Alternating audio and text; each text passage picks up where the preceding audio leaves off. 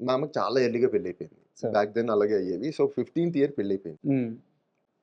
By 21 I was born. Sir. Third one. So, basically 15థ్‌లో పెళ్ళయిన తర్వాత the whole life is moulded together. Sir. అంటే మనకొక character వచ్చి ఇంకొకళ్ళతో పెళ్ళయిన తర్వాత వాళ్ళతో అడ్జస్ట్ అవ్వడం అనేది ఉంటుంది. హ్మ్. 15కి పెళ్ళైతే ఏముంటుంది?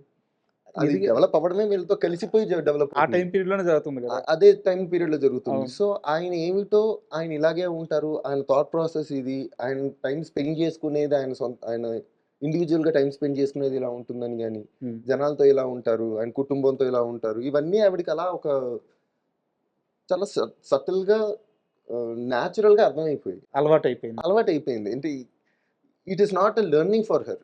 That is how she moulded. Sir. So, family మొత్తంలో మా అమ్మ, మా నాన్నగారు వాళ్ళ ఫ్యామిలీలో ఎల్డెస్ట్ సన్. సార్. సో, మా అమ్మ పెద్ద కోడలు. హ్మ్. So, from the beginning she took that responsibility.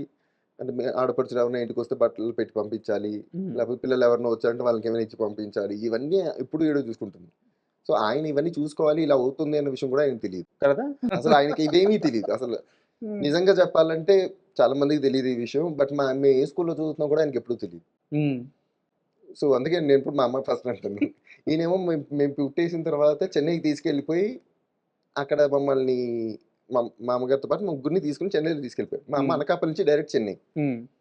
So, అక్కడ భాష తెలియకుండా, ఎవరు తెలియకుండా, సో, మా స్కూల్స్‌కి, మా ట్యూషన్‌లు, కిరాణా కొట్లు, కూరగాయలు, పనోలు అన్నిటిని మా అమ్మే మేనేజ్ చేసుకుంది. సార్.